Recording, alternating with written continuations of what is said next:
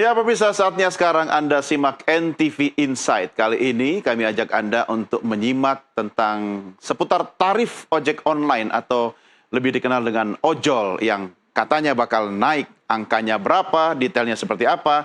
Langsung saya ajak Anda untuk berjumpa dengan sahabat saya. Tadinya di sebelah kiri saya, sekarang udah pindah sebelah kanan. Desmona Chandra dengan layar lebarnya. Ya, gerah-gerah apa yang bikin orang, khususnya supir itu pusing?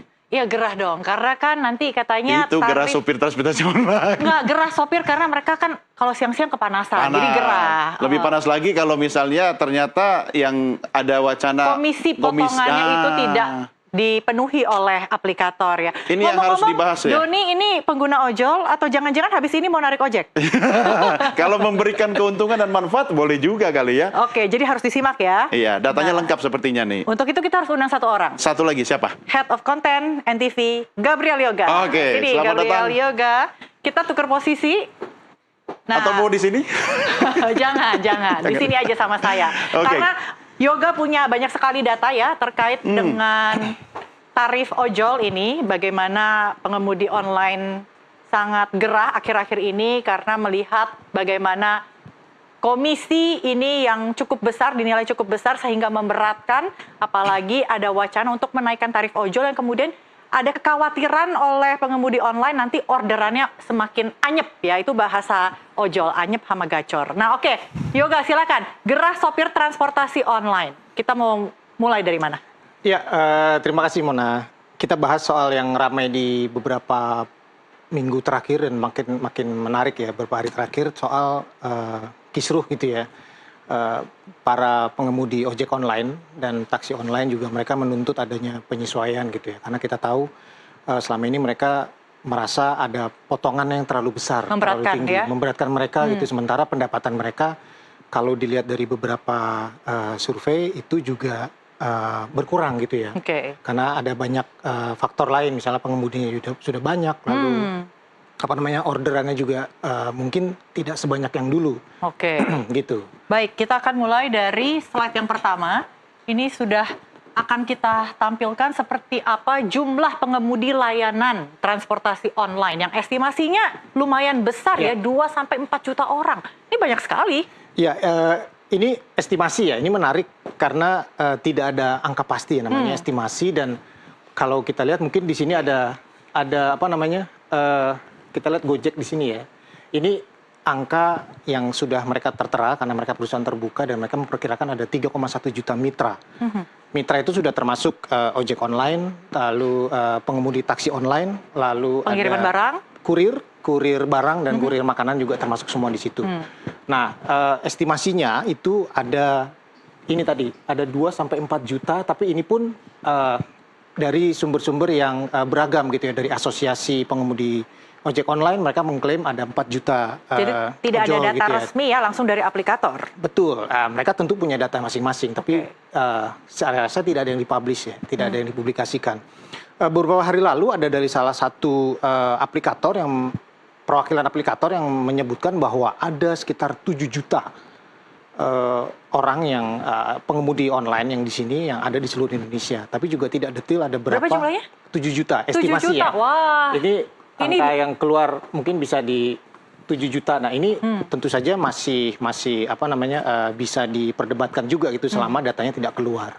Gitu. Nah, tapi yang menariknya adalah dari BPJS TK, BPJS TK Ketenagakerjaan itu sedang menggalakkan registrasi untuk kepemilikan BPJS TK gitu ya, kartu jaminan ketenagakerjaan. Mereka mendata ada 2 juta pengemudi ojek online dan sampai saat ini baru 320.000 orang yang punya pengemudi ojol yang punya. Jadi hanya sekitar 15% dari total keseluruhan jumlah pengemudi ojol itu ya? Kira-kira gitu ya. Nah, ini masih bisa digenjot gitu ya, karena profesi ini kan juga tentu ada risiko dan tentu perlu juga ada payung jaminannya juga gitu ya. Nah, ini yang sedang digenjot oleh BPJS TK-nya juga. Dan ini mungkin adalah mereka yang secara mandiri mereka mendapatkan BPJS TK, bukan dari aplikator ataupun dari seingat saya mereka perlu menyisihkan membayar sendiri sekitar berapa 16.000 atau berapa gitu ya untuk membayar iurannya tiap bulan kayak gitu. Jadi mereka menyisihkan. Tapi tidak ada kewajiban dari aplikator untuk melakukan hal itu. Ya, seharusnya sih itu harus ada kewajibannya juga ya karena biar sama-sama enak juga gitu. Oke. Kayak gitu sih. Baik. Oke, selanjutnya kita akan lihat informasi berikutnya adalah jumlah pengemudi layanan transportasi online. Ini pendapatan mereka per hari ya? Iya. Nah ini kita bicara kalau tadi pengemudi ojol mereka menuntut ada kan kalau di peraturan ini ya ini ada keputusan Menteri Perhubungan tahun 667 yang sudah direvisi 1001 tahun 2022 potongan platform itu yang dibebankan kepada pengemudi itu kan maksimal 20%. Tapi realitanya? Ya banyak sekali laporan dari asosiasi gitu ya bahkan dari pengemudi ojol sendiri yang merasa potongannya kok besar banget gitu ya.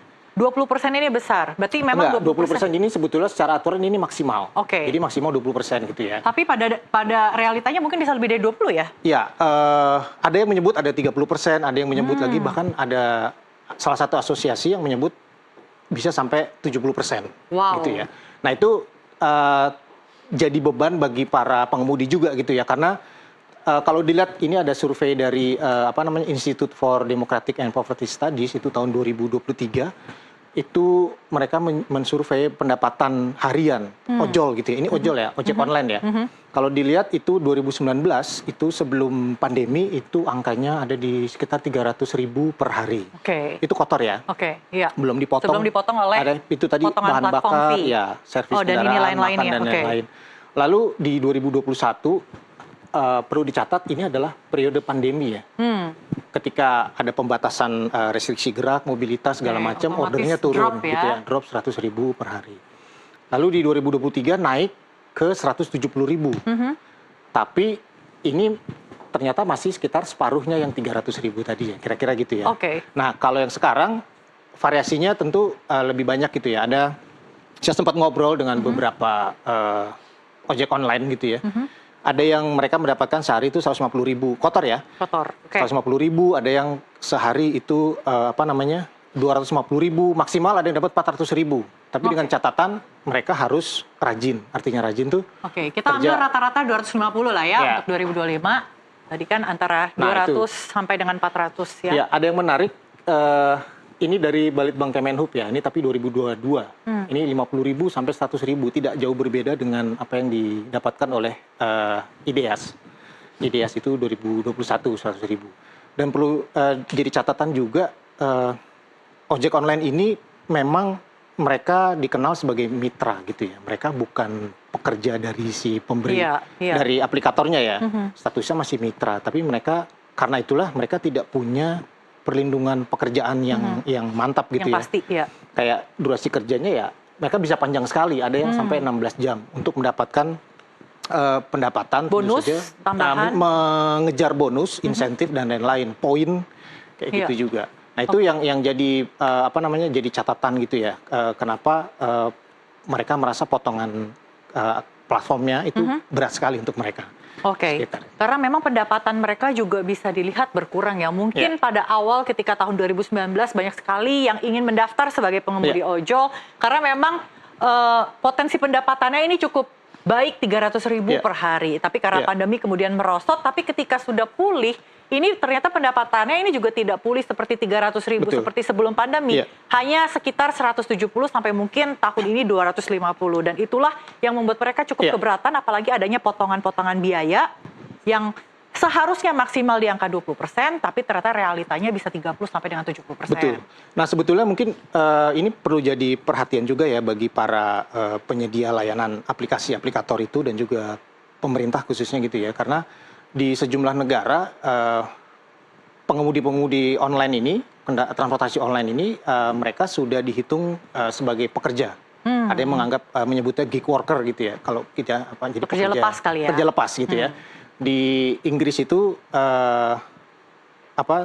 supir-supir transportasi online itu sudah dianggap pekerja dengan waktu kerja dimulai ada kontrak dari dengan aplikator. Ya, dengan durasi kerja dari waktu dia login dari aplikasinya sampai dia log out. Itu adalah jam kerja dia.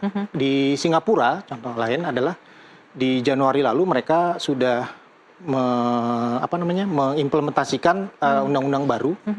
Itu namanya Platform Worker Act, itu khusus untuk para pekerja dari platform digital gitu ya, dan mereka juga dihitungnya sudah masuk dalam perhatian khusus sebagai pekerja. Itu Ada nggak artinya, sih datanya durasi kerja di sana kalau misalnya di UK ataupun di Singapura? ya kalau durasi kerja Bagaimana mungkin durasi kerja yang ya, wajar gitu untuk pengemudi ojol? ya mungkin standar aja sih ya, maksudnya kalau 8 jam mungkin sehari itu waktu jam standar ya, kayak gitu sih. Oke. Itu. 8 jam berarti ya jam kerja yang dianggap manusiawi ya. Jadi orang juga ada Ya waktu dianggap istirahat. normal gitu ya. Oke. Dianggap normal dengan catatan tentu saja tarifnya juga harus sesuai gitu. Jangan sampai tarifnya terlalu rendah seperti pernah terjadi di 2019. Itu pernah ada perang tarif gitu ya, sampai per kilometer tuh hanya Rp1.200 per kilometer gitu.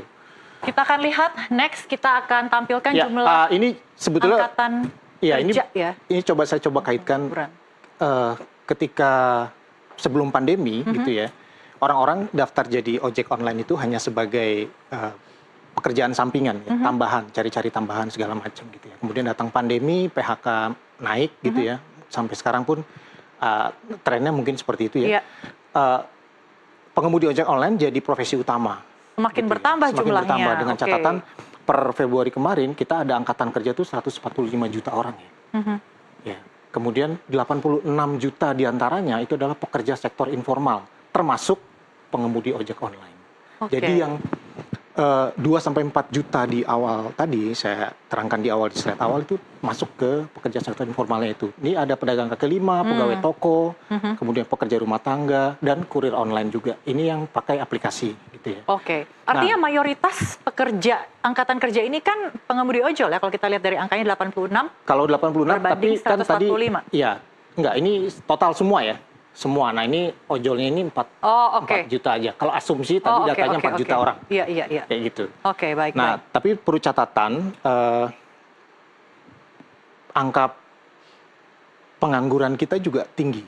Iya, dan akan semakin tinggi ya. Baru saja kita dengar ya, PHK ini ada 7,28 dari juta perusahaan elektronik. dan sejak dari awal tahun ini itu sudah mulai sudah banyak kejadian beberapa industri merumahkan karyawannya. Yang terbaru ada industri elektronik yang juga merumahkan orangnya, dan 1 juta diantaranya Lulusan orang yang menganggur adalah lulusan universitas. setidaknya S1 ya. Minimal S1.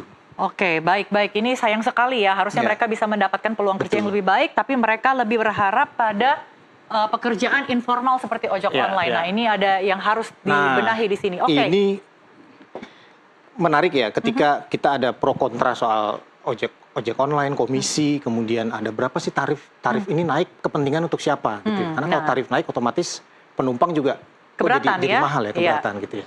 Nah, ini catatan saja bahwa ekonomi digital Indonesia itu sebetulnya kontributor terbesar kedua adalah layanan transportasi dan pengiriman makanan. Ya. Oke. Ini nilainya di sini. Iya. Tahun 2024 nilainya sampai 144 triliun. Iya. Gitu ya. Artinya sekitar 10% dari total. Oke, iya. Dari total lah. Dan 2030 prediksinya naik. Ya. Wow. 2 kali sampai lipat, ini 2 kali 2030. lipat. Jadi Oke. artinya sebetulnya Ini punya peluang yang sangat besar ya. sektor layanan transportasi dan pengiriman makanan ini itu sebetulnya punya peluang yang bagus sekali untuk berkembang di Indonesia, dengan catatan tadi Iya.